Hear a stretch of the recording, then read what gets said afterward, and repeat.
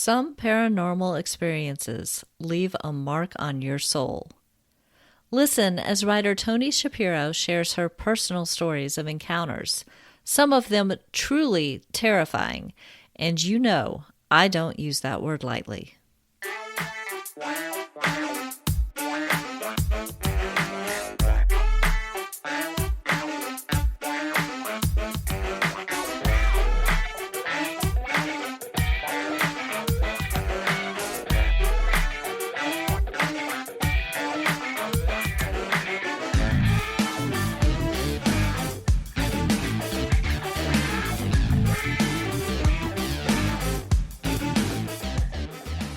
Welcome to the Peep Podcast. I'm your host, Nicolle, and if you're just finding the show, thanks for giving it a try. The two big ideas behind the Peep Podcast are to show that the paranormal is more normal than most people think, and to connect the science to the psi, including ESP, psychokinesis, and intuition. On this episode, we're talking with Toni Shapiro, who has had paranormal experiences throughout her life. But first, I want to give you some details about upcoming appearances I have scheduled across Wake County in North Carolina. On Saturday, September 21st, 2024, I'll be doing an in-person presentation about the lessons I've learned as an independent author. So if you're new to writing and want to learn from my experience, come to the Wendell Community Library at 2 p.m. on September 21st. In October, I'll be participating in Haunted Carolina with the Wake County Public Libraries again, doing 6 in-person presentations and 1 virtual presentation. The virtual one will be via Zoom in conjunction with my friends in the Ghost Guild. If you listened to episode 82, you met Nelson Noss, co-founder of that group. On October 5th, the Ghost Guild and I will be at Mystic Farm Distillery in Durham, North Carolina, to do a paranormal program at 7 p.m. Sign up for my newsletter at peeppodcast.com, that's P-E-E-P podcast.com, to get the details and program links early next month. Yes, it's going to be a busy October, and I honestly wouldn't have it any other way. Come see me if you're local to the Triangle area of North Carolina. Now back to this episode. Toni Shapiro has had a wide range of ghostly encounters throughout her life. She is a writer of all things paranormal for The Haunted Attic, and you can read her articles at thehauntedattic.uk. I'll put that link in the show notes. Without further ado, let's dive in with Toni. Hi, Toni. How are you doing today? Very good, thank you. How are you? I'm great. I am Great. so excited to have you on and share your personal experiences with the audience. Um, how far back do you want to go? Do you want to go all the way back to 4 years old to Yeah, we start can there? go all the way back. Uh, Okay. would you like me to just go ahead and Yeah, just okay. launch right into it. Well, okay. We lived in this house when I was actually born into this house, and we lived there till 1971. But in 1964, I was about 4 years old, and I was my sister and I would trade off being in either my mom's bedroom or my grandmother's bedroom. And this night I slept with mom. Um, I don't know what it was, or at 4 years old, you can't really differentiate a lot of things. You don't quite have the right uh terms for them, but I'm just guessing that I sensed or felt an energy because that's Mhm. what I do today. The same things, I can feel it. And I was closest to the wall, um, and this corner, and I just opened my eyes and I could see this little boy standing in this corner. Although I knew he was a little boy. I mean, it's just like my heart knew it. But he didn't look like everybody, all the other little boys in the neighborhood that I played with. But yet, I still remember him just staring at me. Um, I wasn't threatened by his presence, not in the least bit. It was almost like kind of more of a curiosity that this little boy would be in our house in the middle of the night. Um, but we just sat there. There was absolutely no conversation whatsoever. It was just kind of a transfixed conversation, basically with just looking at each other. And this poor darling, he looked either desperate or pleading. His little brows were furrowed. He looked like he was begging, or Mm. again, begging for help, or begging for me to forgive him for what was about to happen next. Um, so we probably watched each other for, I can't tell you how many seconds. I can just only, estimate, another 10 seconds. And right behind him, it was like as if this portal opened behind him. Now, I've heard a lot of things about this type of thing when spirits come and visit, and often one spirit needs to keep that portal open by standing in that gap Uh, to allow other spirits to enter. I don't really have, I don't really have the right words for it, because this is still all very new to me, even though I learned I experienced paranormal encounters since I was tiny, and 4 years old, perhaps even before that. Just mm, didn't recognize it. This was the one that terrified me most. yeah. Anyway, so from behind him came this really tall skeletal figure. Um, and I knew it was a man. I mean, not because of his anatomy, but because it was just that imposing look now that he gave me. Not growing up with a father, because my father died when I was born. Um, I was usually frightened of men Mm, anyway, but this was different. This was different. This was so scary, so frightening. He stepped out from behind the little boy, and his eyes were bulging, like just really huge. He had the skeletal body, but his face was almost had like it had skin on it, though it didn't, but he was allowed to manipulate it and move his mouth, yeah. by smiling, and the grin would just get wider and wider. And um, as he stepped out, he's just his attention was completely on me. Not it's like nothing else mattered after this. And he just watched me. And I mean, I remember scooping in as much air as I possibly could, because it was so scary. It was so frightening to see this thing staring at me. And now that one there, I really didn't understand, because I'd never seen a scary movie or Mm, heard a scary story or anything like that. So this was all new to me. And he began to walk towards this cabinet that was underneath our bedroom window, mom's bedroom window, that my I used to keep all my little supplies in, my coloring books, crayons, all art supplies, and even a pair of little dull edge scissors that little children use. I started school at 4 years old, so I had a bunch of supplies. yeah. Um, and as he stepped towards it, it's just the strangest movement, because it's not fluid. It was more jagged, like almost like a strobe like movement. Mhm. It's not at all fluid like you and I walk. It's totally different. But I could count his movements. I could count his steps. I Yeah. tell his gait, everything. It was just very, very strange. And he went and walked over to this cabinet and opened the door of the cabinet. Now, I kept all my supplies in there religiously. I never deviated from this practice, because I really cared for art and things like that ever since I was tiny. And he reached in, but before he grabbed anything, he turned around, looked at me, and again, his smile is just like huge. All you could count every tooth in his mouth. And, again, as I mentioned, his big bulging blue eyes. And I really remember those blue eyes. I Yeah. mean, they are embedded. It's in my mind forever.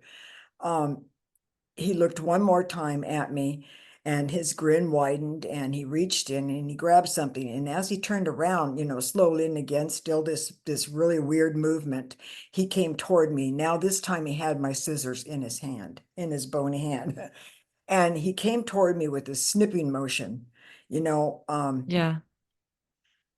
And as he came toward me, I still couldn't scream. I couldn't move. I mean, I was absolutely petrified, just petrified. My whole body was just like, stiff.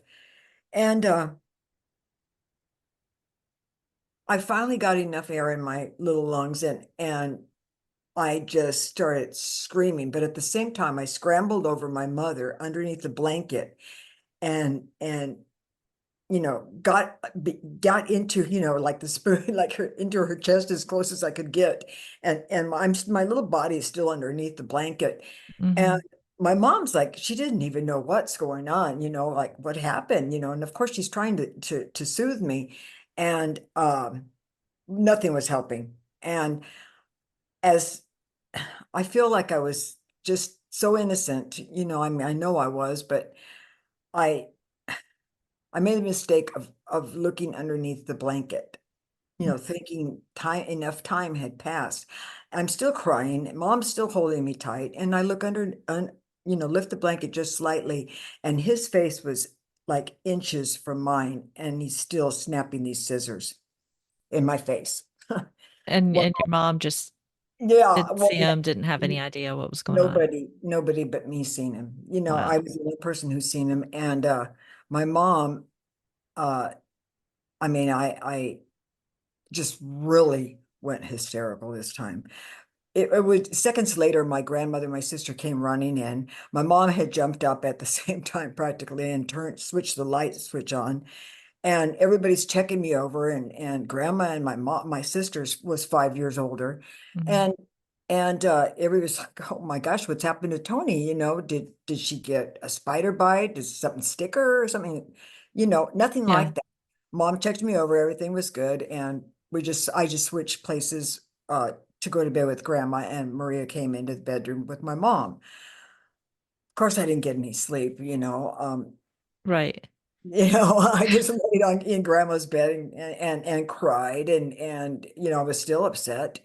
And I never even told my mom later in years what I had seen, or my grandmother, whom I was very close to, or my sister, but they all had paranormal encounters.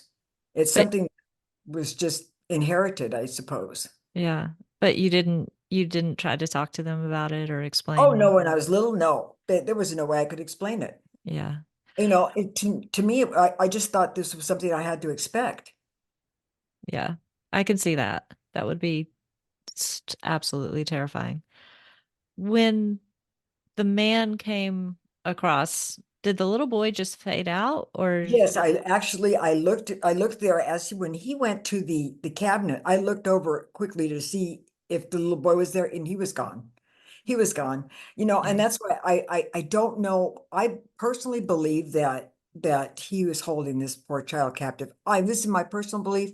I Mhm. believe that he killed him, either on that property or in that house. Yeah. I could And yeah, and so he had, and that just breaks my heart, Nikki. I yeah. there's because there's nothing that can be done for him now. You know, uh, I'll get to some of this, the rest of this part, but so as I'm sleeping with grandma or laying with grandma, before I knew it was time to get up. Grandma had just gotten up. She was in the kitchen getting our breakfast ready. My mom had already gone to work. Um, and my sister must have been in the living room or something watching TV ready to go to school. And I had to go get my shoes. And so I went back into mom's room because that's where I kept my things, and Maria kept her things in grandma's. And I walked around the side of the bed to see where my shoes were. Interesting, they weren't there. Mhm. So I walked back around, I'm creeping around, I'm scared to death. My eyes are darting everywhere, thinking he's gonna come out, but I'm guessing it's daytime. I should be okay. Well, Yeah. I walked back around to the side of the bed where he had came where I had lifted the blanket, and my scissors were on the floor So it's right there. like he just dropped the scissors and disappeared when everybody came into the room. Hmm. Yeah. Exactly. Exactly. And I'll tell you that I'll never forget that. I No, will how could never you? forget that. Here, 60 years later, I mean, almost 61 years later, and it's just as vivid in my mind that as it was when it happened. It really is. It's just as vivid. And sometimes, I have a hard time explaining it because it's so, I've been attacked by a spirit entity. I mean, literally beaten. Uh, and it still doesn't scare me as much as this one. This one really scares me. Yeah. Because to me, if this thing could go between worlds and come into my world, you know, I got to wonder how many others has he tortured? How Right. many others has he done this to? Right. The scissors are a physical validation of the experience that you had. Like they were not in the cupboard that you kept them in. They were not where they were Right. supposed to be. They were right where he would have dropped them. So Mhm, you mhm. immediately had that validation that it wasn't just a bad dream. Right. And that not to mention that the cupboard door was open as well. I don't think I even mentioned that in my article that I wrote. Some of these things I forget to mention. But as I said before, the house was 100 years old or more. It was in a small little cul-de-sac type community where ours was the only one that looked like it did. The rest of the houses were all like little bungalows, real cute and modern and everything. And ours wasn't. The houses, they faced each other, where ours faced south. Really strange. Hmm. So in 1970, uh 71, we had an earthquake. No, this is in California, by the way. We had, so you already know there's a lot of earthquakes there. We Yeah. had an earthquake, and it it made the overhanging porch roofs, the suspended porch, it caused it to fall onto the concrete porch, or onto the concrete slab that was part of the porch. And so the city had to condemn the house. Mm. Uh, and in doing so, when they condemned it, my mom went ahead and just, we all got into a new house in the same vicinity. Um, but mom got to buy a house by this time, so that was great. But it by around 1972, around that time, they tore down and moved all that debris of that house, except for the cement porch. Hmm. The cement porch was there till like 1989, which never Wow. made any sense to me. Every time I passed by, it just made me, so sick inside, because you'd have to go down Lincoln Street it was one of the main highways if you wanted to get to certain, other certain areas in the city. And it always made me cringe just seeing that porch still there. Um, I wouldn't even drive into that cul-de-sac. And then here I am, an adult, and I wasn't about to go near it. But Right. if I had to drive through the city, Lincoln Street was one of the options, unless I wanted to go way out of my way. I have to admit, sometimes I was curious to see if it was gone yet. Yeah. Other times it was just because it was the most convenient way to travel, you Yeah. know. But now it took them that many years to tear it down. That didn't make any sense to me. They I today it's been the whole community has been replaced with condominiums. So again, even as an adult, um, there would have been nothing I could have done for this child, Yeah. if because I didn't even know about things like I do today, and I'm still learning. You know, Right. I, we didn't have this sort of community as we do on social media. There was none, in the 60s, 70s, 80s, and even 90s. I never knew any of this stuff Yeah. was out there. Right. Yeah. I mean, that's one of the blessings of social media. There are a lot of things that are wrong with it, but one of the blessings is we can find each other to support each other and help each Yeah. other through these deal with these memories Mhm. and the experiences that a lot of us are still having. So did anything else ever happen in that house or was it just a There was one one, time? there was one other thing, and it's interesting because as I start talking about some of my encounters, I start remembering others.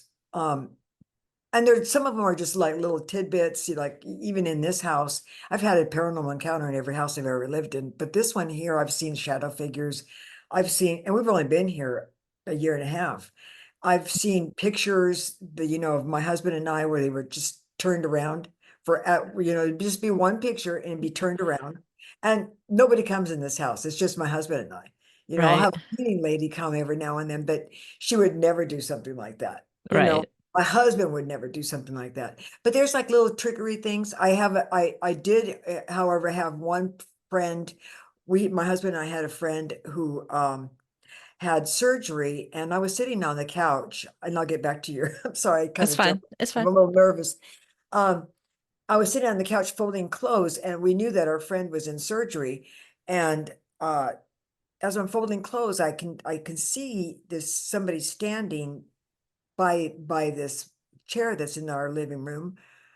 Um, and I start to look, and then they're gone. Well, it was about, I don't know, maybe it's more like an hour, 2 hours later, we found out that one of our dear friends had passed away on that operating table. Oh no. All the time I thought it was my husband standing there, and when I looked, the figure was gone. I mean, I could see this figure standing there. And then my husband did walk up. And I'm like, okay, I'm not going to say anything about this right yet because I kind of, still Hmm. gives me, I don't care if it's a good spirit, bad spirit, it gives me the creeps. Yeah. I can't help it. Um, I didn't feel anything bad with this because I knew it was our friend. Yeah. And where he was standing was the last place he sat. So he Yeah. would have been saying goodbye to us. Right. That would have been Okay. a crisis apparition. Yeah. So, Yeah. Oh, crisis apparition. Okay. Thank yeah. you. I, you can probably teach me a whole lot. But anyway, okay, so back to the house of the first encounter. I had a little friend come over. I was probably I might have been 7 or 8 years old at this time. And my mom had said that she could spend the night. We were going to have a little slumber party. And we had a couch in our living room that rolled out to a big bed, Hmm. And to the right of that couch was a real big, huge fireplace that nearly occupied the whole wall. At least, when you're little, everything's big. Right. And yeah, yeah. And then the TV was in front of the couch.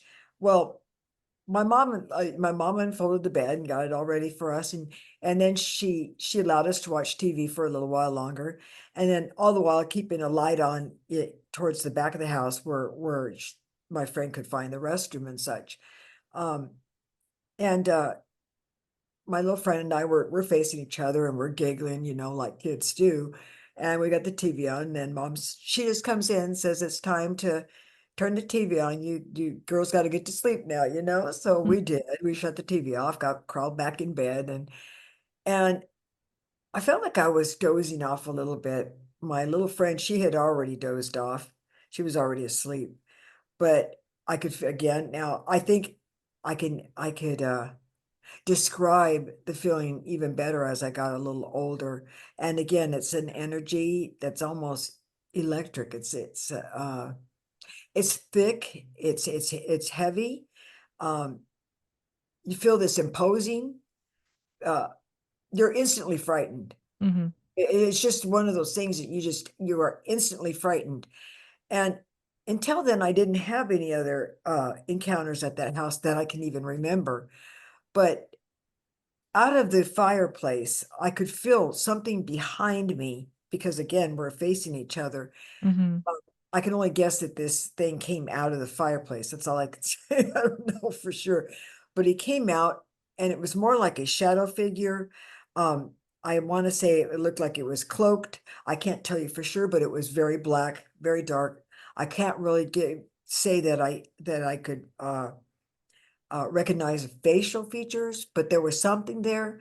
Hmm. He leaned over me, like observing me, and then walked around the foot of the bed and just stood there for just a second. And I mean, all this time I'm scared to death, not even knowing what is going to happen. I'm now by this time I'm wide awake, watching this thing. Right. Walks back around to my little friend's side and looks over at her. I mean, he just kind of this shadow just bends over like he's looking. Um, just the strangest thing. And it backed up. I mean, I can't say it backed up and I'm kind of getting up a little bit to watch what is he doing, because I Yeah. didn't know he was going to do something to her, and I was so afraid. I didn't want to wake her up. Yeah. It was like this hole opened in the ground, or the floor, excuse me, in the floor, and just swallowed that thing up. That was it. Wow. So I mean, he just kind of went down descended. into wow. Mhm. Yeah, yeah. So did it feel curious or evil? Like Oh, what I was was the scared to death. energy? I was scared to death. Yeah. I was very, very scared. I don't think it was anything at all that was, I mean, uh, I'm guessing I was more scared because of what I had already witnessed in that house. Oh yeah. And then I have my little friend here. I don't want her to see this thing. She wouldn't understand it. Maybe she wouldn't even see it and wonder what am I looking at? I don't know. Um, but I never told her I didn't want her not to come spend the night again. Although I never asked her to spend the night because I worried that something else would happen. Yeah. So I honestly don't even know what that thing was. I can't describe it in any better terms, but it didn't last long, but it was very big. It was bigger than the skeletal man. I mean, it was huge. This thing was huge. Yeah. And you could see something just bending over and looking. And again, I can't say that I had seen a face, but there was something there. At least in my mind, there was, because it looked like he was looking at us, or it was looking at us, Yeah. observing us. And, stepping from my side and then to the foot of the bed and then to her side. And then he just goes down into this hole. So, oh no. Did you say it was cloaked? I would say that it would look like it's cloaked, but only because there was so much bulk or something there. Yeah. It was black, Yeah. very This- black. Mhm. The the image that's coming to my mind, and you can tell me if I'm way off base, is the ghost of Christmas future. Oh, Like, yeah, it's yeah. tall and imposing and cloaked Mhm. and dark. And so, I mean, I don't know if that's anywhere close to Oh, it. I think that's a really good. I never even thought about that. That's very, I might very have just ruined A clever. Christmas Carol for you. Oh, no, no, no, it doesn't. No, not at all. Not at all. Okay. That's a very good description. Yes, it would be very close to that, only scarier. All right, because it's in your house and not on TV. Yeah. Yeah. That would be absolutely frightening to see. Mm. So, But as I was mentioning, I've had a paranormal encounter in every house I ever lived in. Um, the second house that I had lived in, this was the one that my mom had purchased in 71, or we moved in there in 71. It was, oh, I better explain this first. I'm sorry, I'm getting ahead of myself. okay. This area that we lived in, and that includes this second house, I had gotten in contact with the city of Anaheim and the historical district and all these other different outlets and like newspapers.com and such like that to see if I could find out, is there any way to find out who this person was that had lived occupied in our house, Hmm. occupied our house prior. And of course, the records don't go back far enough, unfortunately, because there were disasters that happened, there were Yeah. floods that happened, there were earthquakes, things like that. So unfortunately, a lot of the records were lost. But I did find out that the area that both houses were in was called the Gates of Anaheim, only in this little area called the Gates of Anaheim, before it was actually really, really an Hmm. established city. So you could only enter through these particular gates, north, west, north, south, east, and west. Ah, There was no other ways to get into this area. yeah. So you can guess what kind of gates I thought of them as. Right. Right. I mean, I thought that was quite interesting. And with that, I pressed a little more to see if I could get some aerial pictures and things like that.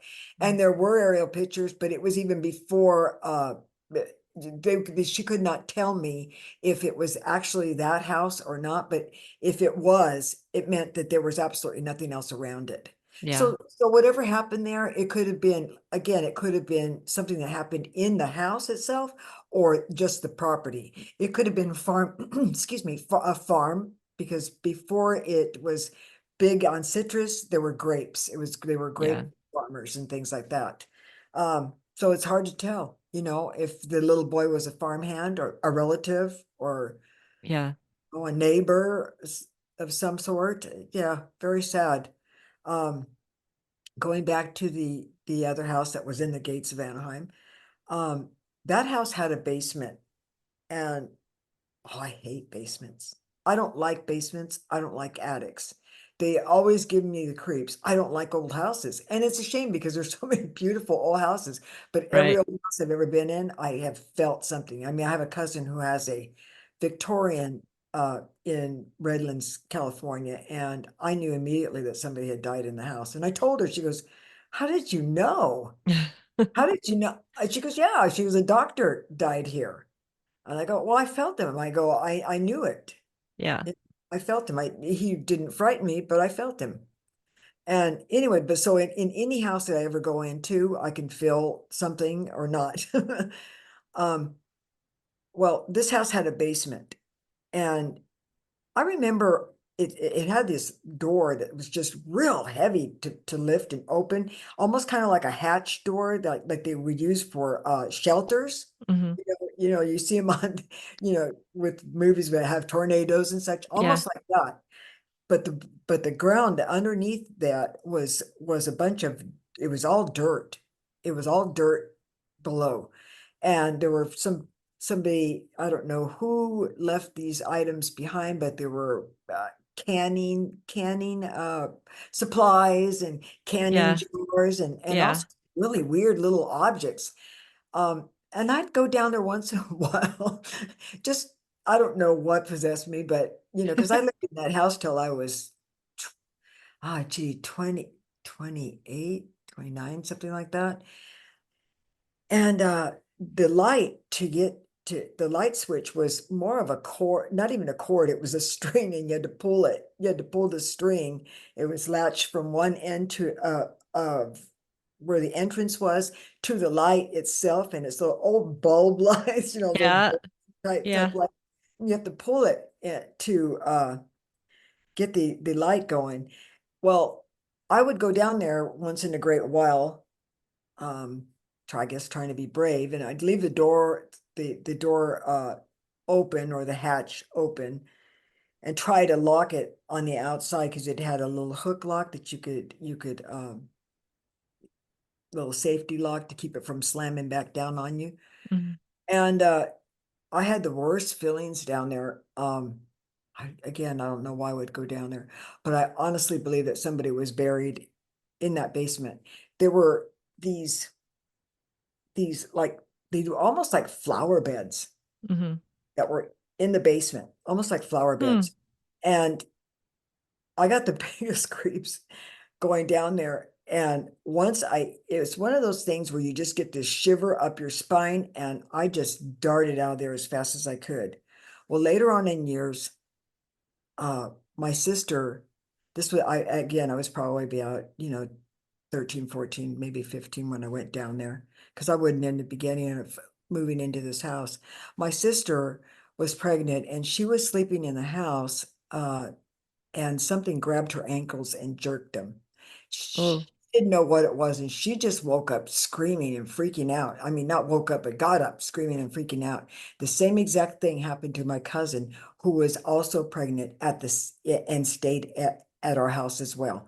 When she was pregnant, same thing happened to her. Something grabbed her ankles and yanked them. Now, inside the house itself, there were you could hear from the basement. There was a heater vent, Hmm. floor kind, because this house is again another one that was about 100 years old. Yeah. There's a floor vent. You got wooden floors. It's a beautiful house for an old house.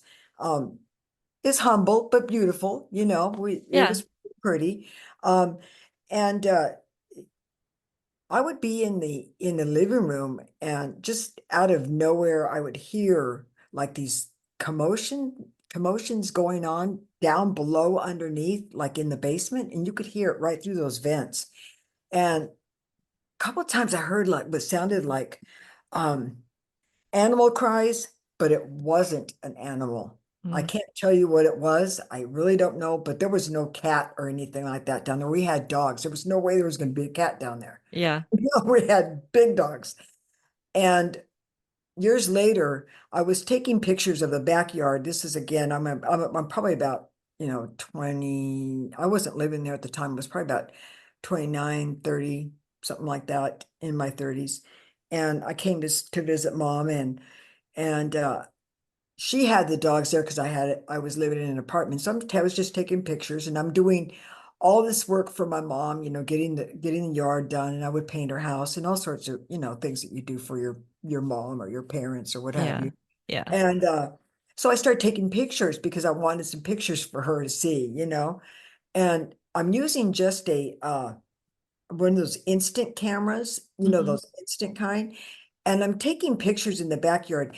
There is absolutely no possible way of lighting to be in that backyard. There were no lights. We had no floodlights. We had a patio light that was just right off the little porch. No other lights were in that area, I Hmm. mean nothing. No street lights, no nothing. My dogs were over by a tree and they were laying down and I just snapped a photo of them. And I'm waiting for the photos to start developing. And I'm looking through the photos and I'm just looking at all of them and thinking, okay, my mom's going to love this because I did this for her tree and this for her tree. And it's already, by the time I took the photos of my dogs, it was already getting darker. Yeah. It was almost dark outside. So uh I looked at the photo of my dogs and there were five of them and five dogs, just laying together, semi next, like next to each other, almost in a, semicircle.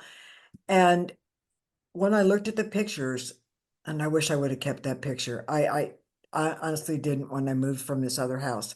I didn't want it. But there were on three of the dogs, there was a shadow, a white shadow though, nothing imposing, but a white, like a figure. I am not kidding, a figure behind just three of the five dogs. Interestingly enough, those three of the five dogs all died consecutively with different for different reasons. One Oh, got hit by wow. a car, another one, had gotten very, very sick and died. And I can't even remember how the other one died. I think she got out and got hit by a car too or something. Mm. Um, but each one of those dogs had died. Um, I really do wish I had still had that picture because I'd post it on social media. I don't think Yeah. any but today when you've got Photoshop and everything, people might not believe it, but it Yeah. was real. It was very real, and you could really see that there was this white figure standing behind each one of the dogs, and it was almost in a misty looking figure, semi-translucent. Uh, Hmm. but that's basically at that house, not a whole lot more happened to me. It wasn't until I moved away and I lived in Louisiana for a little while, less than a year, and then my mother had passed away. This is back in gosh, I want to say 2002. So 2002, 2003, I was in Louisiana, I believe, and my mom had passed away while I was there. So I had to come back and settle the estate with my sister. And when we divided up our inheritance, she paid her house off or something, I don't know. And I wanted to buy a house. I needed something of my own, I just need something on my Right. own. So I went out looking for houses with a realtor, and a lot of them were either over my budget or not in great neighborhoods. And we got a phone call that a house had just gone on the market. So I went ahead and bought it. We got there and I fell in love with it. Although it was a house that was older than I would have wanted. I believe, I can't remember, but I think it was built in 1932 or 1934 or 36, Hmm. something like that. And But it was lovely. It was so cute. It was charming. The owner was on site and he was a contractor, so he started doing a lot of improvements. He was putting new carpet in and tiles and things like that, you know. Yeah. And it was a real tiny house. It was only with the garage, it's only 900 square feet, so you can imagine it's really small. But all I had was my dog. So it was fine. You know, it was perfect for us. It was Yeah. two bedrooms. There was one bedroom in the front as you entered the doors, one bedroom in the front, which was the original bedroom, uh, right off the little living room. And then there was a dining room, a little tiny kitchen. And then back of the house, there was a room that was built on, and it was much larger. And from that room, you could access the garage, which also too was built on. So you can imagine Yeah. how this house was before the add-ons. Well, I lived there without any kind of, my dog Bonnie and I, we lived there without any kind of mishaps or anything. But then I used the back bedroom, the one that was bigger, that was an add-on, and rarely use that front bedroom for anything except for storage, and stuff like that. Now, Yeah. from that bedroom, from the original bedroom, there was a bathroom immediately to your left. It was the only bathroom in the house. And then just about, a few feet beyond that, against the same wall, was this closet that was a real skinny cylinder closet, but Hmm. it was very narrow. And so I had to go into that bedroom to use a shower or grab things from closets and so forth. I kept my drafting desk in there, and other things, an armoire with for my clothes as well, and a small chest of drawers. Um, One night I decided that, my dog and I just needed a change of scenery. Hmm. So I said, let's go camping. And so camping was in the house, and I grabbed yeah, and I grabbed a lounge chair and put it in that first bedroom, because we'd never been in there. I didn't have a radio in there or TV or anything, so there was no other sound. And I put her bed in front of the window, and the there was enough light from the street light outside, just shining a little bit through the blinds.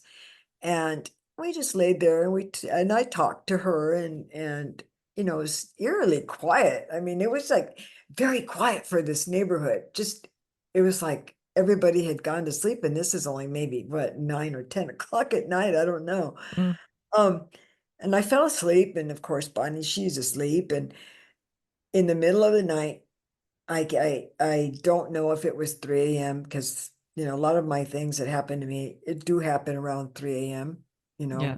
anywhere from midnight to 3 a.m.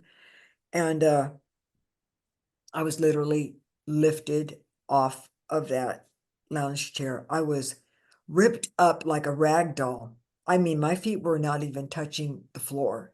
Mm. And I was tossed around, not even knowing what in the world is going on. I'm certain that there's an intruder in the house.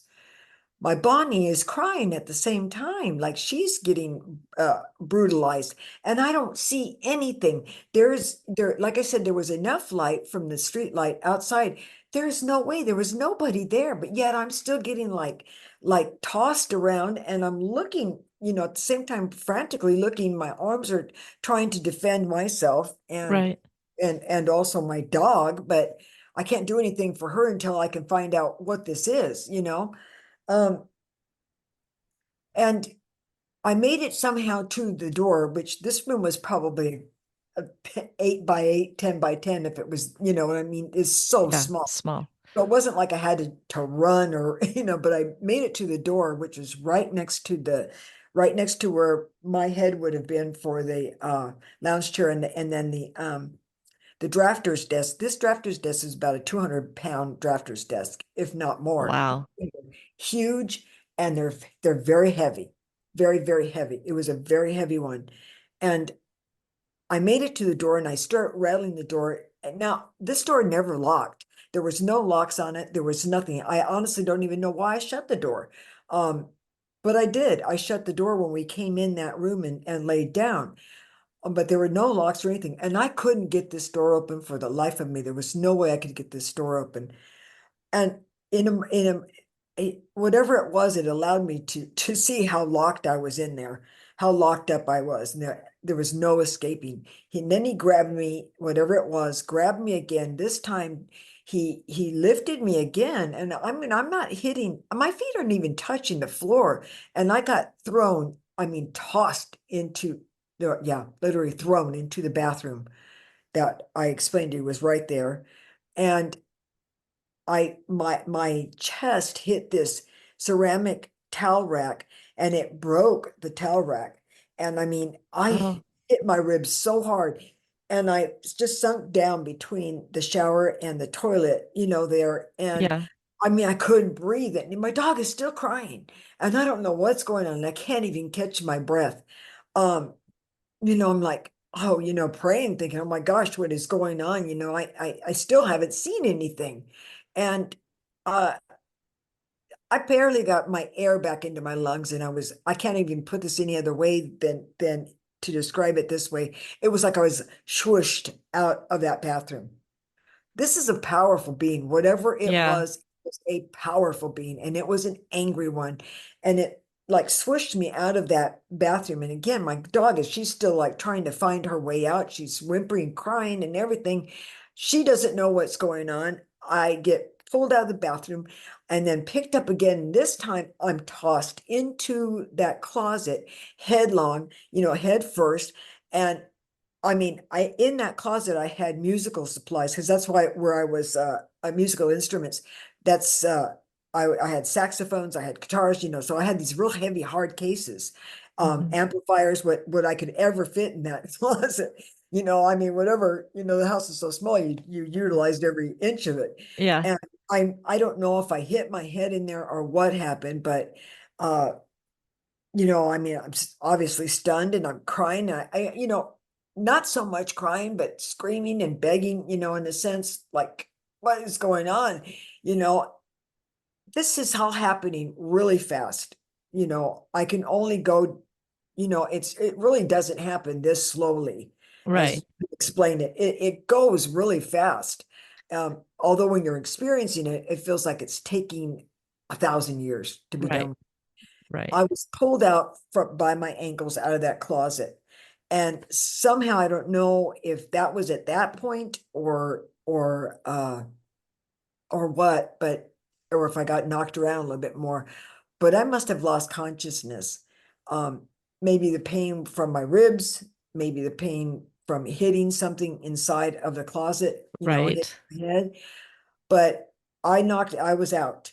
When the next morning, when I woke up. I didn't even want to open I was scared to death to open my eyes by the time it was daylight. And my poor dog is still whimpering, and she's like dehydrated and everything. You can just totally tell, but she wasn't even coming really near me. I could just hear her whimpering and crying. And I was afraid, like I said, I was afraid to open my eyes. But as I, just barely opened my eyes, I could tell, okay, there's a lot more light. And I'm looking and I'm afraid to move. I don't know, is this intruder here? Is he in here? And of course, I knew I didn't see anybody. There's no Mhm. way that was a person. Um, and although I didn't have an alarm on my house, that door was still closed.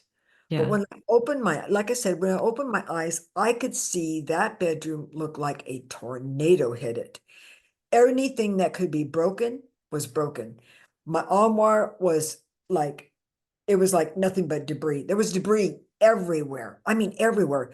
That drafter's desk was upturned. How in the world did something that heavy get upturned? I'm not upturned, but upturned on its side. Right. I mean, the whole room was a disaster. Clothes were everywhere. Again, it was like somebody came in there and just tore up the room. I don't know what the purpose was. Honestly, I was so confused. I could barely get up. I was still in so much pain, and my vision was really blurred. So I'm guessing I had a concussion. People have asked me if I did I go to the hospital. Well, no, I didn't. How was I going to explain this? You know, I mean, Right. I couldn't explain it. I had ribs. My ribs were bruised. Um, you could see bruises on the outside. I mean, a big lump. So I don't know if there was any more damage than that or not. I don't know. Um, but when I got up, barely could get up and I'm stumbling along, I'm holding on to this dresser and probably the wall or anything else I could get a hold of. And I got to let my dog out because she's Mhm. just, poor darling, she doesn't know what's going on either. I opened the door like that, just no problem whatsoever. And Right. clothes and stuff were right in front of the door. Everything, the bathroom, the ceramic towel holder broken. Everything in the bathroom was broken. Things were just, I don't know what the heck happened. So the door opened with ease. Nothing was stopping. I mean, honest to goodness, Nikki, I really don't understand it one bit, Yeah. but I'll tell you what happened later. Um, so I let my dog out. I sat down on this chair in the living room. For months, for months, it was so difficult to go in that room. I would just go in and pick up little pieces here and there of clothes and what have you. I got a washcloth and I got shampoo and things like that that I would just use in the kitchen, Mm. and sponge bathe what I could in the kitchen and wash my hair in the kitchen. I didn't want to be in that bathroom. I didn't, Right. still had to use it to go to the restroom, but I didn't want to be in there any longer than it took me to run in there and run out. And Right. my dog would never pass over that threshold again. She wouldn't. She'd stand by the door whimpering and crying every time I had to go in there for either clothes or anything. She wouldn't even cross the threshold. Later, um, I never could tell anybody about this. Um, Again, I didn't know that we could speak so openly. And this is Right. back in 2050, no, no, about 2000. Oh gosh, I was about 55 or 56 years old. That's all I can remember. Mm. Um, so it'd be 2015 or 2016. And I was visiting with this neighbor that was across the street, and she started, I'd never really, talked to her a lot. We'd just cordially wave or say hello, that kind of thing. Yeah. And she started to tell me, she's like, Tony, yeah, you didn't know very much about your house, did you? Or something like that. It's kind of opened the conversation. I said, no. Well, it was really cool before Mr. Patterson got to it. He said and changed everything. She was telling me how it had panoramic windows and different things that he had done to upgrade it and Hmm. renovate and just change the whole look and everything of the house. And she said, we used to go over there.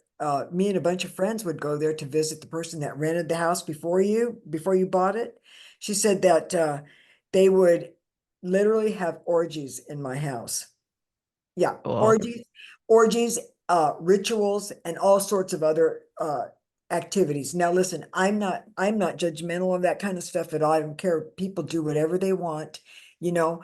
But had I known, I'm going to tell you, Nikki, had I known that, I never would have bought that house Right. because me being a person who's very susceptible to paranormal activity, I wouldn't have bought that house. Even if I had a priest or anybody, bless it, I wouldn't have bought it.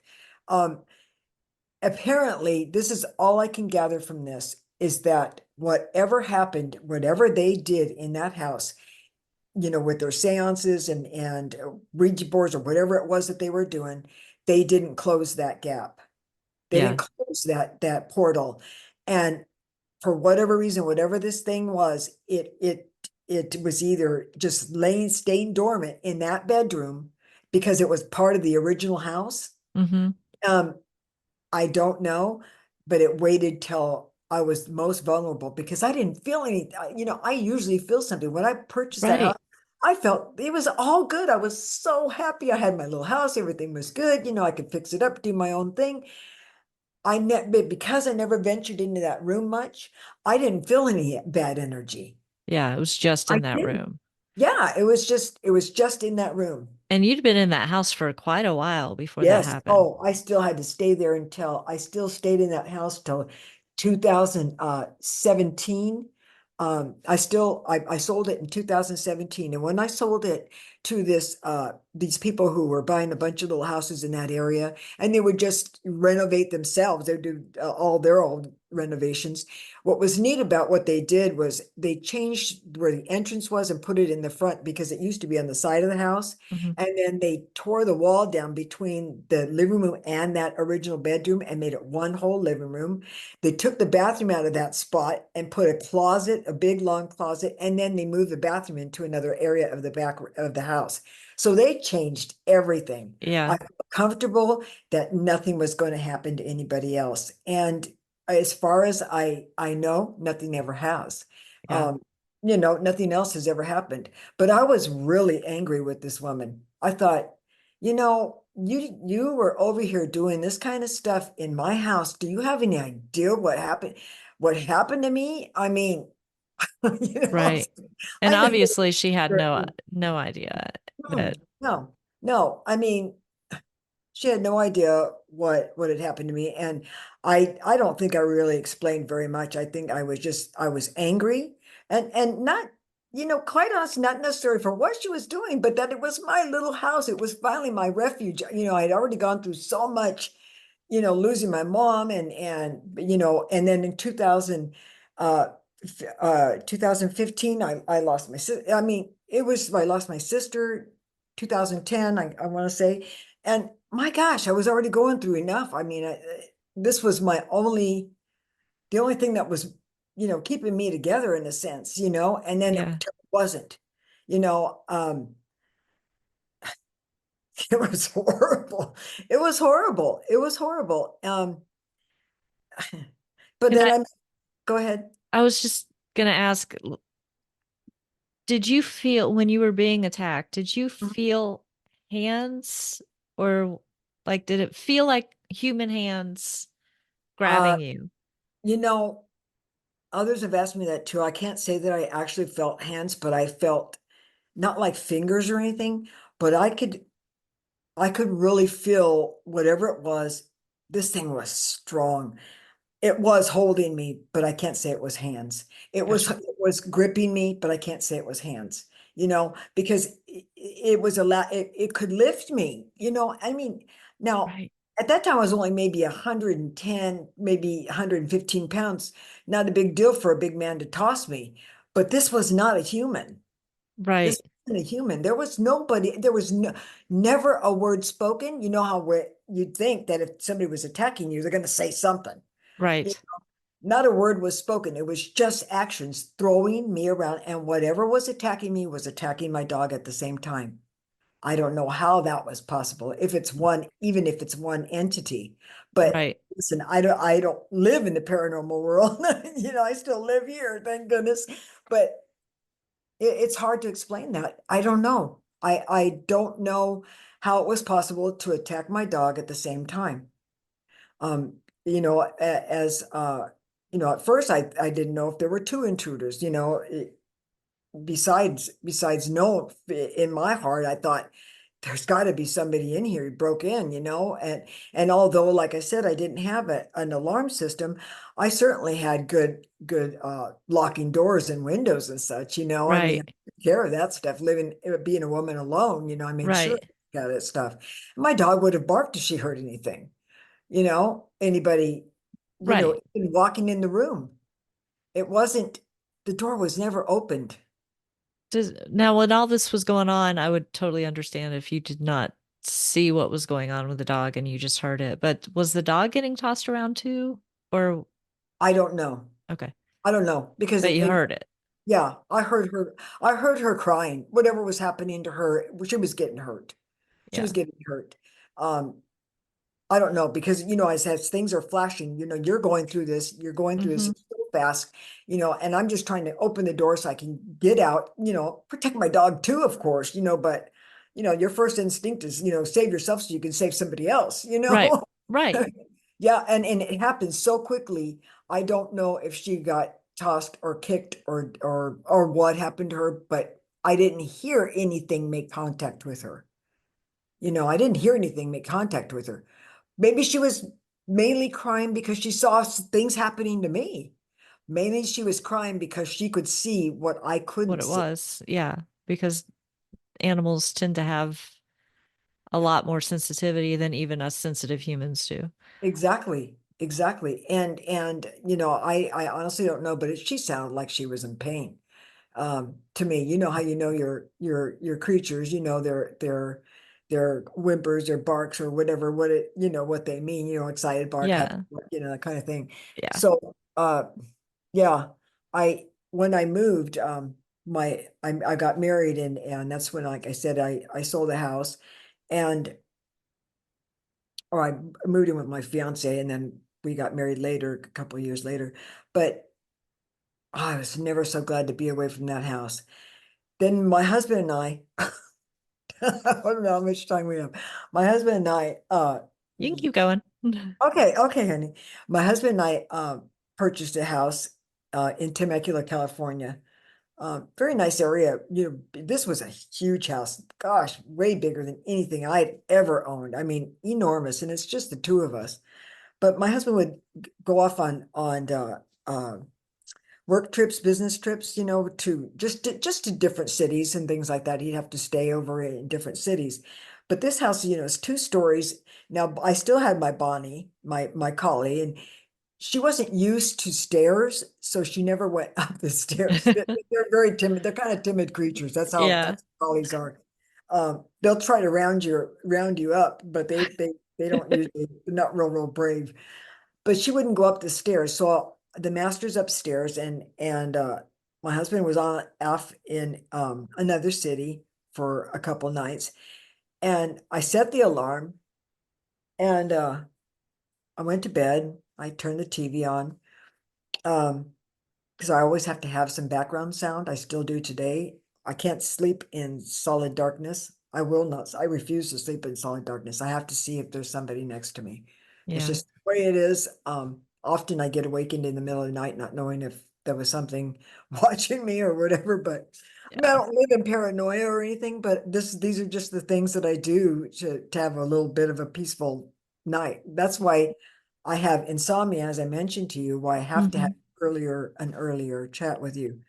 Um, so I'm in bed, and I'm so sorry. That shouldn't have done that. And What? I thought I heard my my phone make a noise. It should have been off. Anyway, I'm laying in bed, and I'm not facing my husband's side. I'm facing the window, and I'm asleep. I mean, I am asleep. And all of a sudden I felt something lay right next to me, like spooning, like a man would do with a woman, or a woman with a man, or Yeah. whatever. Yeah. And I could literally feel the bed depressed with somebody laying right next to me and getting up close. But I opened my eyes for a second. I'm like, I know I didn't. I know nobody's in this house. I have a Right. My husband is in he's in LA County. We're in Riverside County or San Diego County. There's no way he came home without telling me he's coming home. And I just laid there, and I was like scared to death because I could literally feel this, like an arm sort of on my hip, Yeah. that there was nothing there. I could still like look and see, and there's nothing there, but I can feel it. That's not the only time that's happened. I felt things put their hands, like hand on my thigh or something. But I, again, the dog's never been upstairs. And I laid there. This time now, I just closed my eyes real tight, because whatever it is, I don't want to see it. If it is an intruder by any stretch of the imagination, he can do whatever he wants. Like I'm fast asleep. I'm not gonna open my eyes. I'm not gonna acknowledge it. Next morning, eh, I got up, out of bed. There's nobody there. Obviously, there's nobody there, and went downstairs, checked the alarm. It had never been off. There was Yeah. nobody came in the house. My husband wasn't there or anything. And, just little weird things like that Yeah. happens to me. pretty, pretty often, not necessarily exactly like that, but just different things like that happen to me. Um, from there, I'm going to give you another story. From that house, we went ahead and we sold that house again because it was too big. My husband retired and we moved to the desert area of Rancho Mirage in Palm Springs. Mhm. And we wanted a one-story building or a one-story house, and everything was great. The only thing I probably should have taken into consideration was that the house was across from a cemetery. Now, cemeteries don't bother me at all. They don't, I go to them quite often for some of my articles, Yeah. and so I can take pictures of the graves that I'm writing about, the people Right. I write about. They don't bother me one bit. I don't go there at night and I don't do any kind of ritual in the cemetery, but I'll talk to the people that are there. And I don't have a problem with it. It doesn't bother me. Yeah. But this happened. We just moved into the house and COVID had hit. This is 2020, Hmm. just right at the beginning of the pandemic. And you know how everything shut down. You Yeah. experienced it like everybody else did. And when we would leave the house, or I would leave the house, even just momentarily, you could see these funerals are going on back to back without anybody with these poor souls when they're getting buried. There Yeah. was nobody, no family, nobody. They would just get buried. Really sad. You'd have 3 or 4 funerals in a day. They were even doing them on the weekends, which, usually they don't do a funeral on Sundays, but they had to bury these bodies. Yeah. And I had a computer, I still have it, but it was just the desktop and it's got the black screen. It's an Apple, so it's Hmm. got the black screen. And I had it sitting on this built-in desk in the kitchen. And from the reflection, I could see anything that was going on behind me. From the reflection, I hadn't even turned the computer on. And behind me is the fireplace and a hallway, and then down that hallway is to the left. Immediate left is my husband's office. Across, right directly across is a guest bathroom. Then further down the hall on the left side is the laundry room, and then to the right is the master bedroom. And I could see I'm sitting there again as at that desk. All those portions of the house are behind me, and I could literally see somebody. This is again 3 a.m. to 3 a.m. Somebody walked out of my husband's office and straight into the bathroom. This is a shadow figure that looked, for by all accounts, had the same stature as my husband, the same profile as my husband, but I couldn't see color. I'm looking in the black screen. And I turned around and called his name and nothing. And now his office is dark. The bathroom is dark, but there's enough light from the living room showing into that hallway because this is a pretty open floor plan in this house. Hmm. And I'm like, that's odd. And I get up, I'm like, oh boy, I don't know what's gonna go on. Yeah. And I go, okay. I start turning on more light, just like I want this to be bright. Going down the hallway into the master bedroom. My husband is fast asleep. The next day I asked him if I go, you didn't get up for any reason, did you? And I know I'm asking a silly question because whatever it was that walked through from his office into the bathroom never came back out again. Right. You know, Yeah. goes, no, no, I didn't. I'm like, okay, that does it. So I went out and bought a laptop so I could sit on the couch that faces the fireplace. I'm not going to sit over here anymore. I'm not sitting in the kitchen anymore. So I'm sitting in the living room with my laptop in my hands, just going plugging away. And This is a different day now. You've got a different laptop day, and just exactly, okay. exactly. It was probably about, I don't know, 2 weeks later, because I'm not about to sit in that. Like I said, I won't sit in that spot now. Um, and there was no other place to put that. It's big, you know what they are, your Yeah. desktop Oh computers yeah. are big. So anyway, I just sitting there, it's like a week or two later, and I could feel something staring at me. And I look over at the fireplace, and there was this little image people have asked me, do you think it was a child? I don't know what it was. I just know I could see this little guy, I'm just going to call him a little guy, standing about maybe 2.5 feet from the floor. Hmm. And I could see his face very clearly, and eyes were basically hollow looking, Mm. but I could see his face and upper portion of his body, parts of his arm and torso, semi one like just a small portion of his thigh on one side, I think it was his left side. And it's like an x-ray. It's like looking at an x-ray Hmm. hologram like looking thing. It wasn't, I mean, it was still uh three-dimensional, but it was like an x-ray uh figure that was standing there. I mean, this thing's staring at me. So I just Yeah. put my computer down and I jumped up. I mean, this thing freaked me out. And it turned, it went ahead and it just turned and went right back into the wall right next to the fireplace. And I'm like, oh, good Lord. This is not this is not happening. Right. So you said little guy, so you could kind of tell it was probably masculine. Oh, I'm just calling it a little guy because Yeah. or this little creature. I really, but to me, yes, but Did it you know, feel human? it did feel like it might have been human at one Okay. time. Hmm. Interesting. It did. It did. And so I go running down the hallway. My husband's like, baby, just come to bed because he knows me. He knows, Yeah. these things happen to me. And he's like, nothing has ever happened to him. He's never had a paranormal experience in his life. He's just never seen anything that's odd. Um, but he knows how things happen to me. Mm.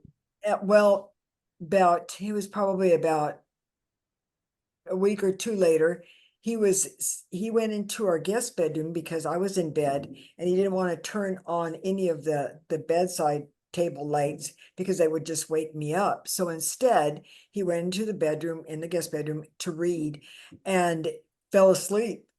Well, it's by this time this morning, I can feel this feeling and I'm facing to where my husband would have been laying, and we would have been facing each other, I guess. Mm. And I'm facing where the door is, but there's enough light in the room, as I mentioned, that we got the light coming in from the hallway. I don't know if the TV was on or not. I don't remember if it might have been, because might have been the timer might have been off, but there was enough light in that house because the sun rose from the back of the house anyway, where our bedroom was, and I could feel something staring at me, waking me up. I look over again, it would have been my husband's side, and that same little figure that I seen in the living room by the fireplace is peeking at me over the bed. Like it's standing on my, I know, on the floor, I know, isn't that crazy? On my husband's side of the bed, and he's looking over at me. And I'm like, I didn't know how to acknowledge it. I've never acknowledged a spirit. I've never spoken to a spirit, nothing. I just ripped the blankets. I'm like, okay, it's time to get up. Tell my husband, please don't ever leave me alone in the bedroom again. Don't do that. I don't care if you turn the Gosh. light on. I'll just put something over my eyes, anything. Please don't do that again. So, yeah. So, you know, I'm kind of guessing that our house was like I don't know, it was like uh, some sort of st paranormal station where they would just Yeah. go, Come and go. yeah, come and go. Wow. Yeah, that would be a little creepy to open your eyes and see something just looking over the edge of the bed. Like, Yeah. It was just yeah. like his little head. It's like he's just looking over the edge of the bed at me. And I'm like, oh my gosh. Oh, that was very creepy. Hmm. Hmm. Then and since then you've moved to the house you're in now, Yeah. and that's the one where you saw your friend at the Mhm. time of his Yeah. passing. Yeah. Yeah. Yeah. I've seen a couple other things. We we could be driving down. This is a it's not, I can't say it's rural because there's a lot of communities here, but it certainly is different to California. It's more country, like it's real beautiful. I love it here. I love Yeah. California too. It was time to change, Yeah. just go ahead, And we were going down this road that we take every day. We go for a walk by the lake, and we're Hmm. going down this road, and just I had the lights on because we went real early. It was summertime. In the summer, we'll go earlier so that the heat doesn't kill us. And I'm driving, towards the lake, and I mean, I could see a figure that looked like he was jogging.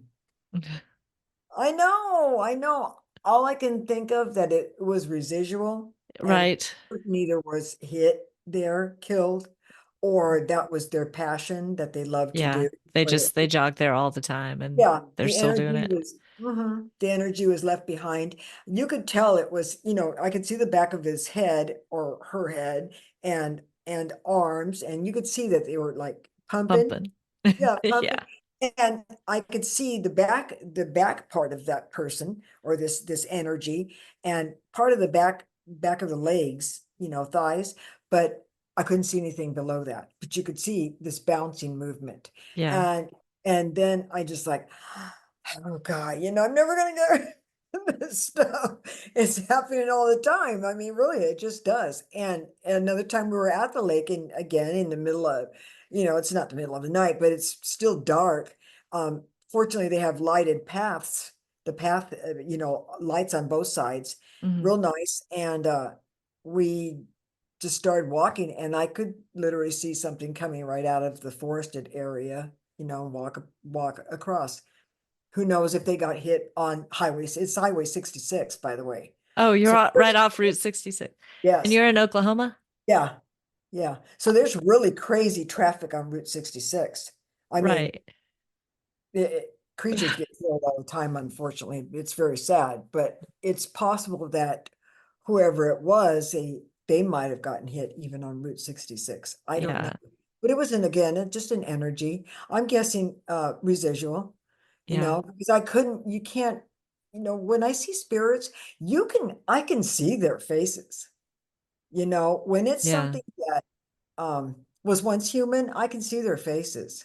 It's like the thing that happened to me when I was 4. I believe that entity was once human, but because whatever he did or uh, to whomever or what he was doing to me, it was just so wicked and so Yeah. malevolent.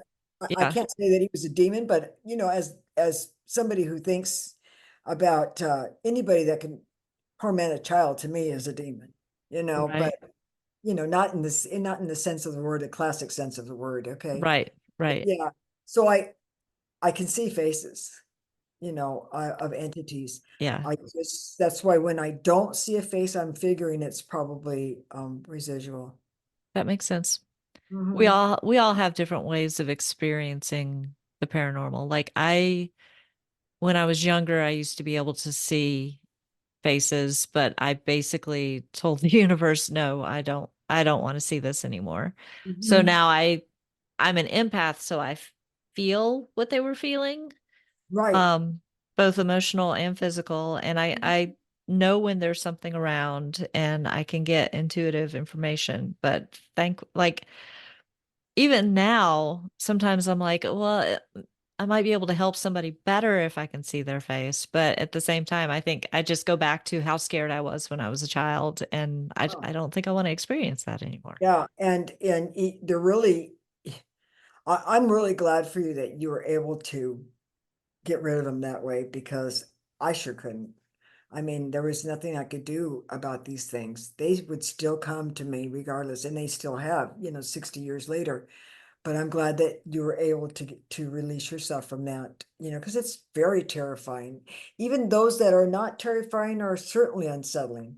Oh, Um, yeah. I've had people, that I've had other podcasts with, and some have said that they thought I was psychic, a psychic seer, a psychic sensitive.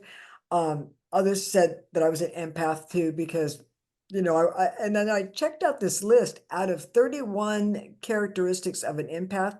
I could check off 30 of them. The Yeah. only thing I don't see is auras. I don't see an aura in anybody. Yeah. I You I see see them auras? on occasion. I have to be very, very relaxed to be able to see Oh, an aura. And it's I usually would more love an to. outline. Like I Hmm. don't necessarily see the colors. I can close my eyes and see the colors after I've seen the outline. But it's one of those things I used to, when I was first trying to learn how to do that, I would practice at church. So don't Oh, that's don't so write me letters. But yeah, but that's a no. safe place to practice. Exactly. See, now I grew up in the church. So anything that, whenever I have ever experienced anything, I'm instantly praying. And that's how I was since I was tiny, you Yeah. know. So, just because we are believers in God and all that has to do with God, the Trinity and so forth, doesn't exempt us from seeing paranormal encounters. In fact, I think that it intensifies the possibility. It adds to it. Right. Because I mean, if you think about all the stories in the Bible, those are Mhm. supernatural stories. You're talking about angels and demons Gosh, and yes. rising from the dead. That's not natural. That's No, supernatural. no. I mean, even and even when Jesus was on the water, and when the time he was calling to Peter to come out of the boat, when they saw him on the water, they actually called, "Are you a ghost?" They Yeah. called him a They ghost. asked. Yeah. So if this wasn't already something that people had encountered, I mean, you can also look at the time when King Saul used the sorceress Endor or sorcerer Endor to call back. I think it was the prophet Samuel or yeah, I want to say it's the prophet Samuel. You know, he would Samuel came back and he was angry that he was disturbed from the grave. Yeah. I Yeah, mean, we aren't supposed to be doing that.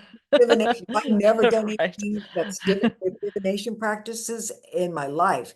The only thing I did do, yeah, because I stay away from that stuff. The only thing I did do is I put on one of those ghost apps because my husband and I stayed at one of the most notoriously haunted hotels in all of Oklahoma, especially in Oklahoma City. And instead of asking questions, I just left it open. Mhm. And I got, well, you'll see. I got back some pretty interesting feedback, and on occasion I would just shut it off. It's just Yeah. too creepy. But I've never done it since, and I don't plan to. It Yeah. was for research. I just decided, look, it doesn't matter what I'm doing or where I'm going because in Oklahoma there is an abundance of haunted locations. Yeah. There's an abundance of haunted locations here, or historically haunted, Right. or rumored haunted.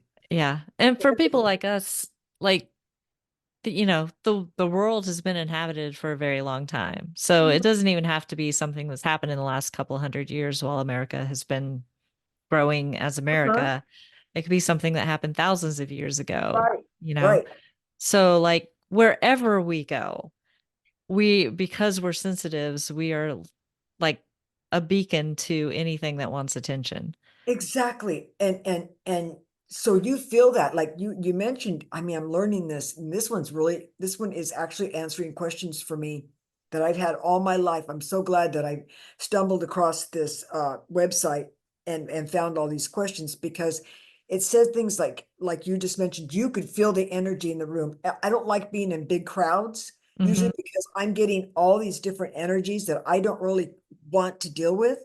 I can tell what somebody is thinking before they even speak it, or what they're really like without them putting that forward, Yeah. in the Oh yeah. conversation. Who they really are, if they're really as confident as they are, or really as feeling as incapable as they might be appearing. It's just the oddest thing, and I never liked that feeling, but I can't escape it. Yeah. It's there. I was lucky enough in my 20s to hang out with professional psychics that helped me figure out how to get a hold of it, like control it. So one of the things I literally envision walls going up around me when I need to just close off all that energy that bombards you when you're in a Okay. crowd, or if I'm someplace like a hospital, I have to protect myself. Oh, And so I literally envision walls going up around me and blocking all of that from me. And that does it. Like you have to put a little power into it, put that intention into it, but it'll work. If you go back and listen to I think it's episode 8, but it was the first episode that I had psychic Tiffany Johnson on. She actually envisions herself in a body bag.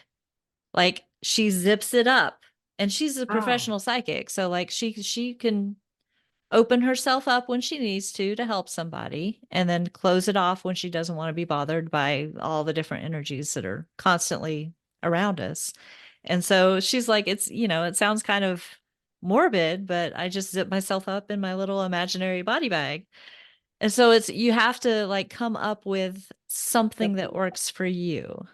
Some sort of shield. To Yeah.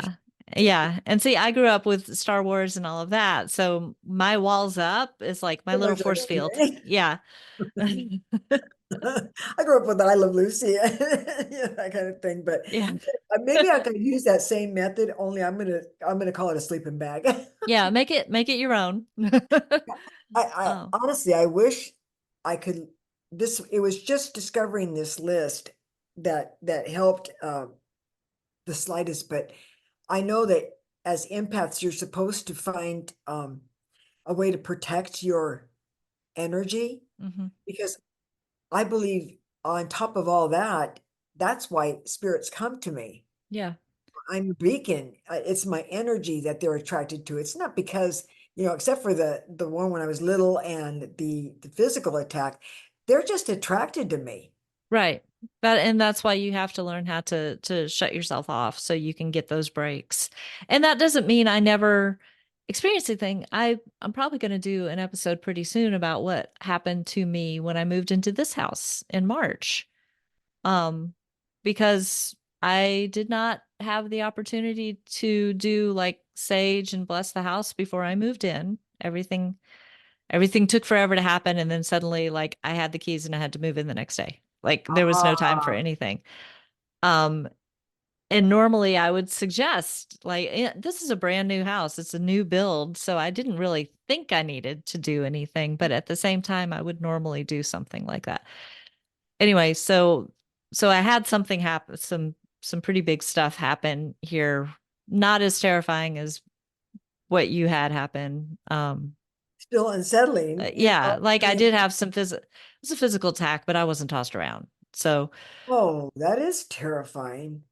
So I can be walls up. And the problem was it was trying to get my attention, but I was walls up and focused on trying to get settled in the house, new sounds, all of that. And then eventually it was like, no, you need to pay attention to me.